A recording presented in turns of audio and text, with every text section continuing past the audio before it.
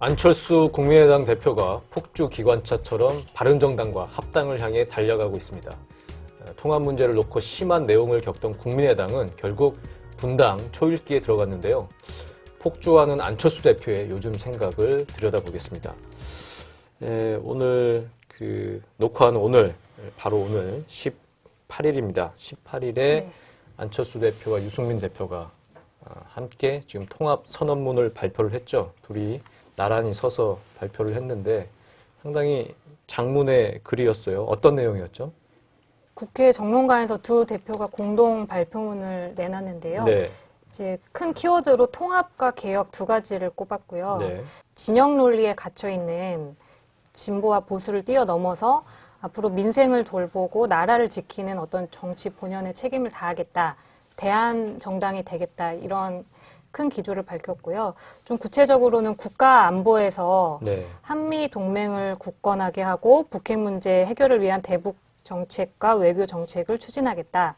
그리고 경제 파트에서는 좀 자유롭고 공정한 시장 경제를 발전시켜서 네.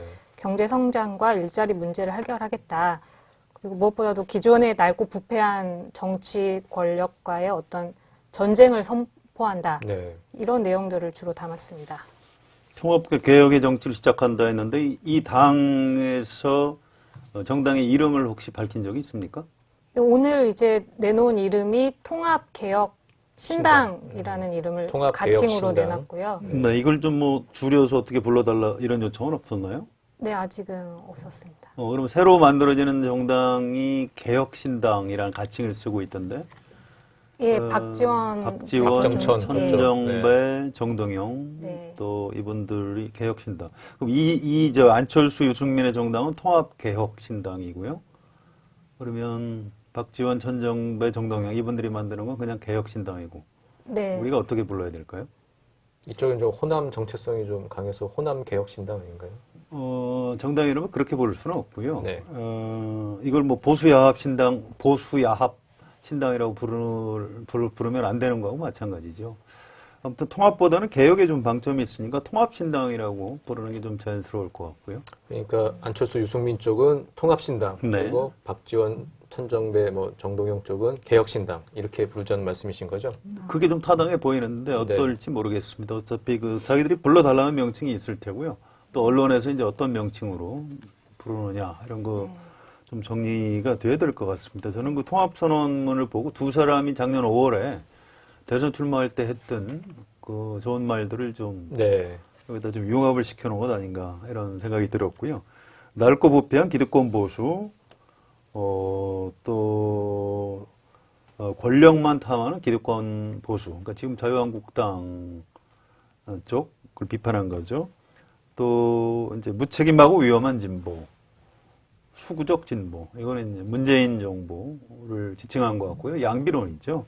그리고 이제 제가 찾아봤더니 중도란 말을 썼더라고요. 가급적 중도란 말을 쓰기 싫어서 이리저리 피한 것 같은데 뒷부분에 보면 건전한 개혁 보수와 합리적 중도의 힘을 합쳐 이렇게 갑니다. 그래서 이게 이제 그 제3의 길을 걷는 중도 정당이다. 이렇게 선언했다고 봐야 되고요. 이른바 이제 우리는 보수 진보 다 아니고 어떤 제3의 길을 찾는 정당이다. 뭐 이런 얘기인데, 방향은 괜찮습니다. 그런데 문제는 어떻게, 정치에서 아름다운 이상향을 제시하는 건 좋은데, 그걸 어떻게 달성하겠다.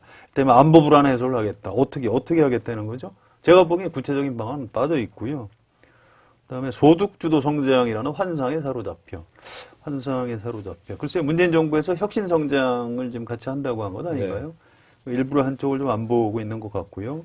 또 그나마 이제 어떤 그 경제적인 어떤 대안에 대해서 방향만 제시하고 문재인 정부의 실정만 비판하고 있지 이걸 이제 어떻게 해 나가겠다라는 그런 방안들은 지금 들어있지 않다고 보는 게 맞을 것 같고요. 이제 통합 이후에 그런 구체적인 실현 방안들을 좀 더 내놔야 이제 국민들이 믿을 수 있겠죠. 반대 정당보다는 대한 정당의 면모를 보여줘야 되는데 지금 통합선언문에는 그게 이제 구체적으로 안 보인다는 말씀이죠. 반대만 보이고 대안을 어떻게 이루어 나갈 것인지 실천 방안은 안 보인다는 거죠. 네. 아직은 좀 아쉬움이 있습니다. 네. 어쨌든 이렇게 오늘까지 두 사람이 같이 한 카메라에 잡히기까지 안철수 대표의 부단한 노력이 있었습니다. 당내 반발이 상당히 강했고요. 2월 4일에 바른정당과의 그 합당을 결정한 전당대회를 열기로 당무위에서도 어렵게 이제 결정을 했고, 엊그제 또 3일 전 15일 당무위 회의에서는 전당대회 관련 당규를 이제 손질하는 당무위 회의였잖아요. 근데 상당히 좀 이상하게 열렸다고요. 그 당사에서 열렸는데 사람들 접근도 못하게 하고, 네네. 예, 기자들도 접근을 못하겠다면서요. 네네. 그 3일 전에 열린 당무위에서 이제 반대파들과 찬성파 사이 몸싸움이 일었고, 이런 게 고스란히 다 언론에 노출이 됐거든요. 네, 그 전 당무위. 예, 이전 네. 당무위에서. 네. 이번에 약간 그거를 막으려고 했는지, 장소도 원래는 국회에서 하던 거를 당사로 옮겼고, 이제 당사 5층에서 당무위 회의가 열리는데, 네. 5층 엘리베이터를 막아놨습니다. 네. 그래서 정작 5층에서 못 내리고 6층에서 내려서 좀 복잡한 동선을 거쳐서 5층에 가게끔 그렇게 동선을 설계해놓고 중간중간 통제할 수 있는 당직자들을 배치를 했더라고요. 그럼 기자들도 이제 6층에 내려서 걸어서 내려간 건가요? 5층으로? 일단 기자들은 6층에 저도 이제 갔다가 네. 이제 1층으로 다시 내려가라고 안내를 받아서 6층에 가니까 예, 그냥 1층으로 내려가세요. 예, 5층, 6층 다 통제가 된 상황이었고 당무위원들은 6층으로 가서 5층에 좀 복잡하게 가게끔 이게 뭐 혼선을 줄이기 위해서라고는 하는데 어쨌든 철저히 좀 통제된 상황에서 진행이 됐고요. 언론이 통상 당무위 회의가 진행되면 그 입장하는 과정도 스케치가 가능하고 그리고 당대표, 안철수 대표의 모두 발언이 있게 마련이거든요. 초반에 이제 공개 부분이 있죠. 네네. 공개 스케치 부분을 이번에는 다 생략을 하고 언론사들은 그냥 1층 엘리베이터 앞에서 들어가는 것만 볼 수 있게 철저히 통제를 했습니다. 정치부 기자 꽤 오래 했는데 이런 식으로 아예 정당에서 하는 회의 모두 발언도 스케치도 못하게 하는 건 거의 처음 보는 것 같은데요. 네. 기자들을 들어오게 한다. 이건 굉장히 국민들한테 어떤 그 공개 네. 회의를 한다. 비밀 회의를 한다. 이런 구분할 수 있는 굉장히 상징적인 조치입니다. 그런데 기자들을 아예 회의 시작 전에 스케치도 못하게 했다. 아예 회의장에 들어오지 못하게 했다. 네. 이게 좀 굉장히 좀 심각한 상황인 것 같은데요. 기자들 반응은 어땠어요? 일부 기자들은 항의도 하고 네. 이런 식으로 막는 게 어딨냐라고 했는데 어쨌든 거기 이제 공공 장소는 아닌 이제 당사이기 때문에 뭐 계속 그 5층에 진입하기 시도하기는 좀 어려운 상황이 있었고요. 그리고 뭐 반대파 의원들은 들어가면서 무엇이 두려워서 이렇게 언론을 통제하냐 좀 목소리를 높이는 장면도 연출이 됐습니다. 네. 결국은 이제 이게 공개 당무회의가 아니라 사실상의 비밀 당무회의가 돼버렸어요. 근데 여기서 도대체 무엇을 결정했길래 이렇게 비밀 당무회의가 열린 겁니까? 그날 당무회의에서는 당규를 개정을 했는데요. 네. 그러니까 정당에는 당원과 당규가 있는데 당원이 이제 헌법이라고 치면 당규는 법률 네. 하위 규정이라고 할 수 있는데 네.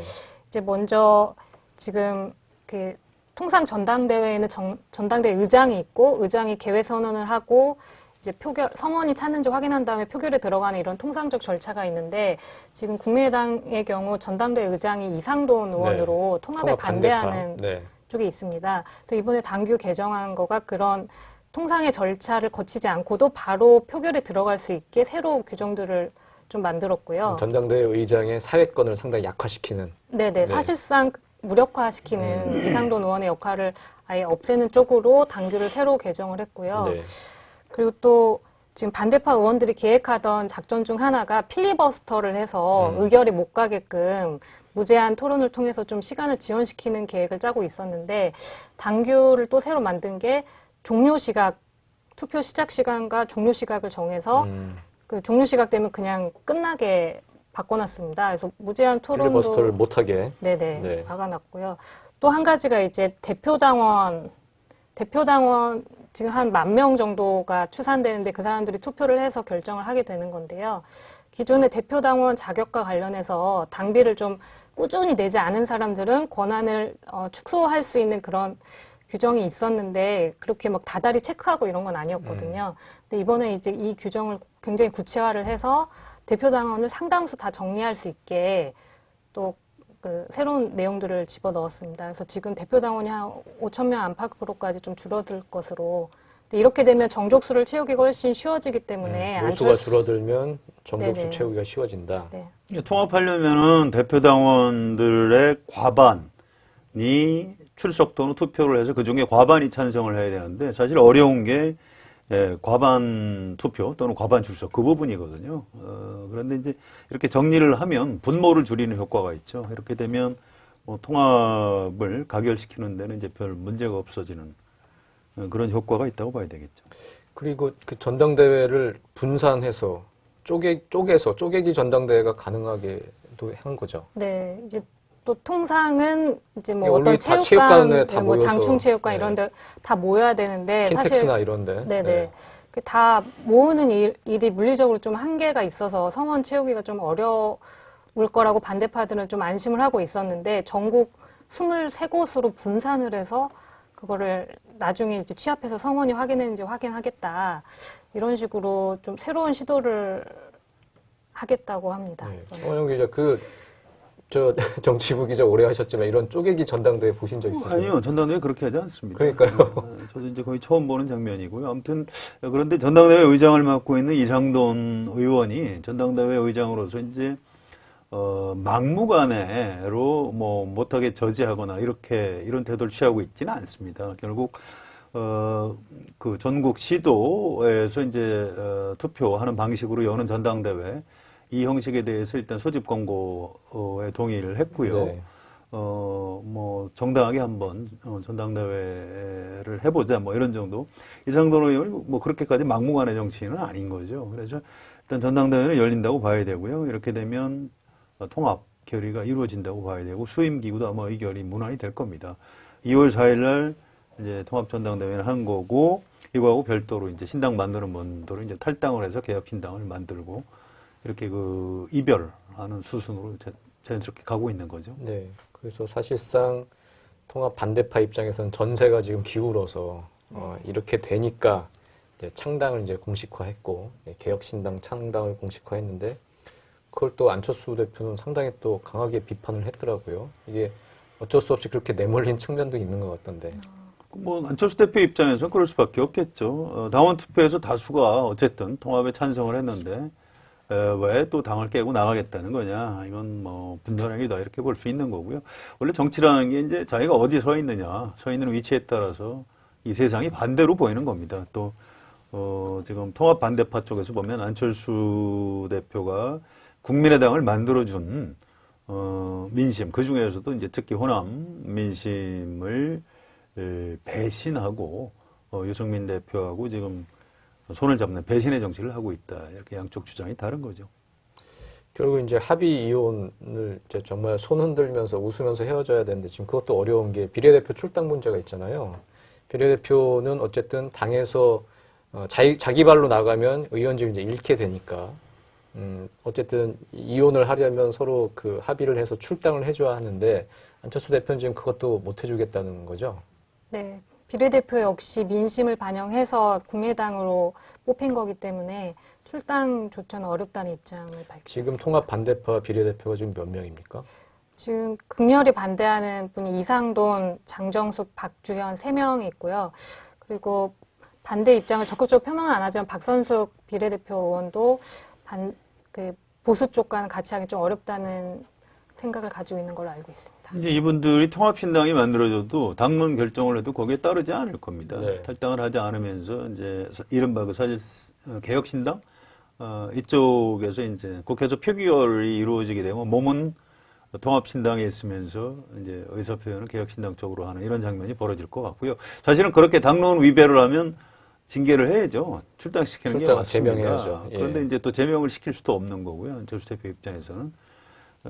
이게 이제 과거의 전례가 많이 있는데 이런 경우에 사실은 그렇게까지 그 가치관이 다를 경우에 출당을 시켜준 전례들이 많이 있습니다. 그렇게 이른바 합의 이혼이죠. 가장 최근에는 그 김종인 더불어민주당 대표 시절에 이제 지방의원이지만 네. 그렇게 이제 출당을 시켜 주어서 의원직을 유지할 수 있도록 해준 그래서 전례가 국민의당으로 있습니다. 넘어가게 했죠. 그렇습니다.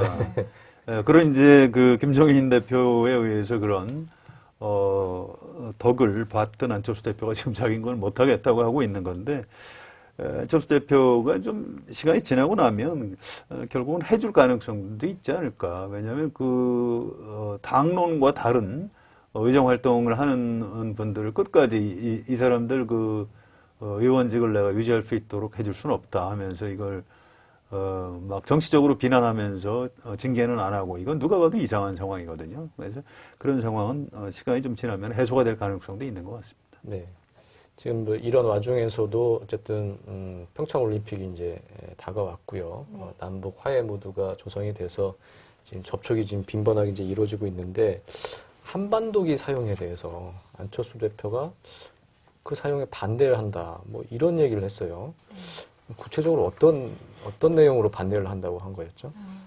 그 포문은 사실 그제 유승민 대표가 먼저 네. 그 바른정당 오전 회의에서 반대하는 입장을 밝혔고요. 이에 대해서 안 대표는 어떻게 생각하냐고 하니까 이제 그제 답변으로는 자기도 반대한다고 간단하게 얘기를 했습니다. 그래서 어제 안 대표를 만났을 때 다시 한번 그 취지가 뭔지를 직접 물어봤죠. 예, 네. 어제 이제 한반도기 반대해서 좀 논란이 됐는데 취지가 뭔지 좀 자세히 설명해달라고 했더니 처음 그 돌아온 답변이 논란이 왜 됐죠?라는 반문이었습니다. 네.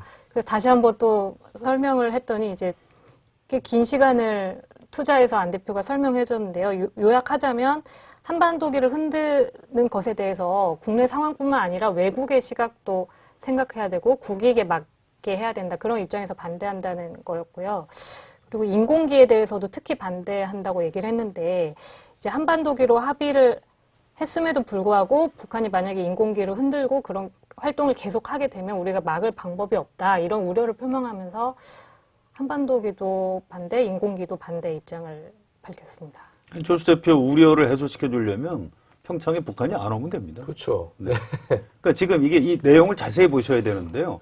이건 단순히 그냥 보수 쪽으로 선회하기 위해서 하는 얘기 같지 않고요. 네. 이런 남북 관계 문제에 대해서 좀 약간 기본적인 인식이 좀 없는 것 네, 같아요. 네.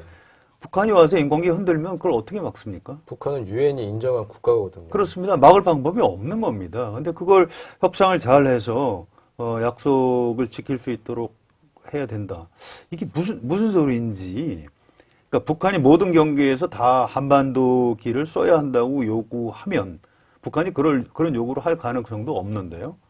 그렇게 요구하면 우리가 금메달을 따도 태극기가 못 올라가는 것 아니냐 이런 얘기를 안철수 대표가 했는데 지금 전해드린 이 말이 된다고 생각하십니까? 말이 안 되죠. 말이 안 되는 겁니다. 정치인으로서 이전에 이게 남북 관계나 그동안에 이제 올림픽이나 뭐 이런 올림픽뿐만 아니고 온갖 스포츠 문화 행사에서 남북 간에 쭉 쌓아온 우리 그 역사와 뭐 이런 것들이 있죠. 있는 건데 네.